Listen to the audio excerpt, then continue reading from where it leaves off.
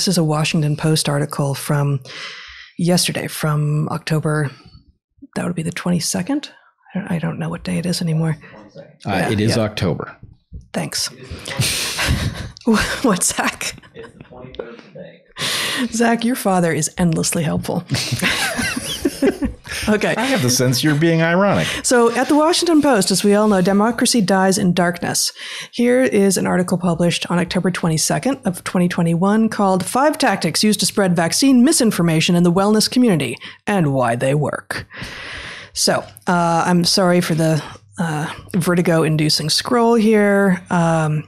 This is online, and I'll link to it in the show notes, but I'm just using my PDF so I can show you highlighted sections. 2 little sections, taking science out of context. This is their 3rd of 5 points of, how the wellness community is causing problems in basically compliance with public health pronouncements. Taking science out of context.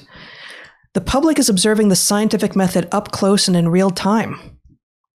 The uncertainty inherent in the process and the rapidly changing public policy based on it has eroded trust further in authorities and made it easier for members of the wellness community who are vaccine hesitant to present scientific material in a misleading way, experts said. I'm going to read that first sentence again. The public is observing the scientific method up close and in real time.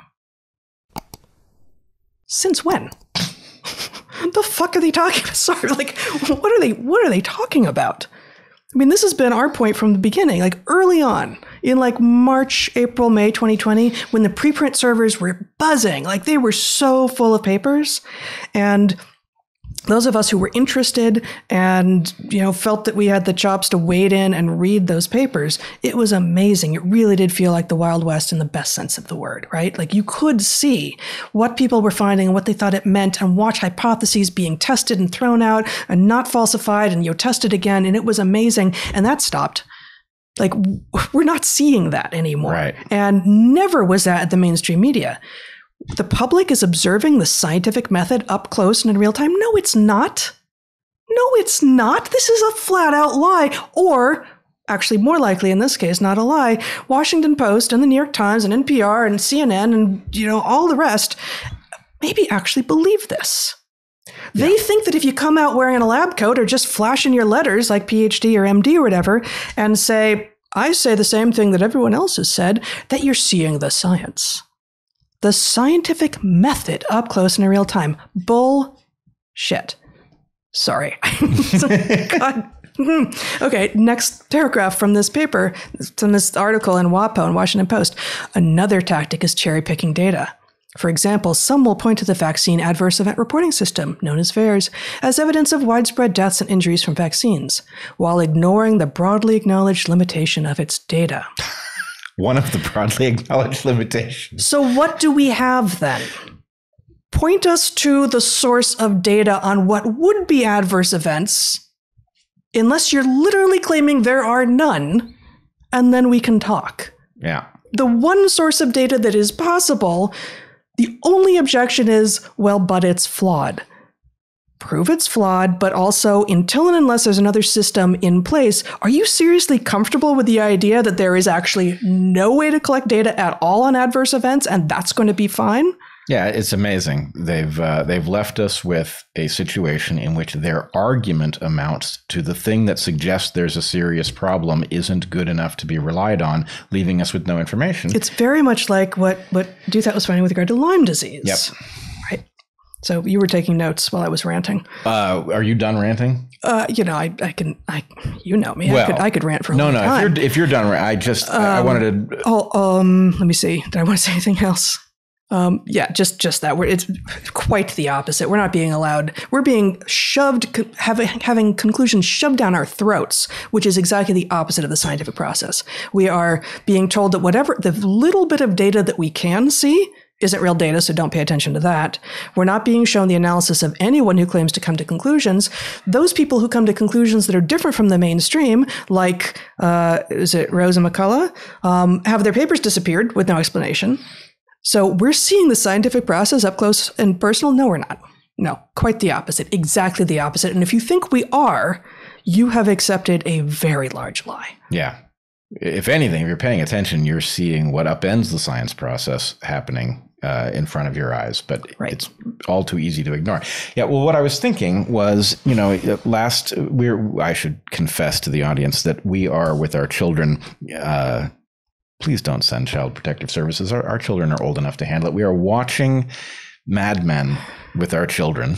We've watched it before. It's extraordinary. Yeah. It explains a little too much about some of the mess the world is in now. It explains a lot. Yeah. But in any case, it has this kind of an advertising frame of mind. And last week, we proposed a slogan for the YouTube community guidelines, folks, YouTube community guidelines, because you can't handle the truth. And I have one here, the Washington Post. This is free work. They're entitled to use it. I grant them rights if they would like to replace their current slogan. Generous. I am a very generous person. The new slogan I'm proposing, it's a variation on the theme they've already got, is democracy dies in darkness, as will you if you don't get on board with the sanctioned public narrative. Right? Maybe in room 101. In room 101, for example. For example. One of many possible outcomes. Yeah. Not making any promises, though. That's good. I mean, it may be a little compressing. It's wordy. It's wordy for a motto. It's a little wordy. But, so are they. Yes. This piece that I just read from just goes on and on and on and on. And those were the ones that popped out at me as the most egregious, but the whole thing is garbage. It's just garbage argument after garbage argument. And what they're trying to do is convince you that if you have thoughts that don't fit with what they have already told you need to think, then it's because you're being misled. It's probably because you're stupid. You're maybe not educated enough. You've probably fallen prey to some hucksters and weirdos online.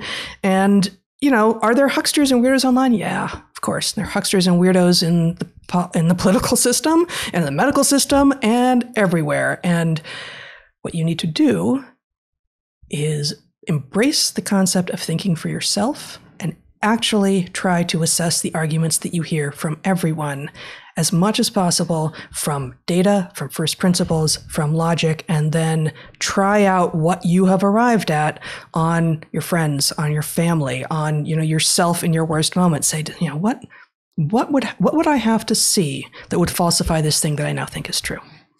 Do that. No, you don't just accept the word with the guy who has the degree or the lab coat or the glassware. No, that's not getting to the scientific process up close and personal. Quite the opposite.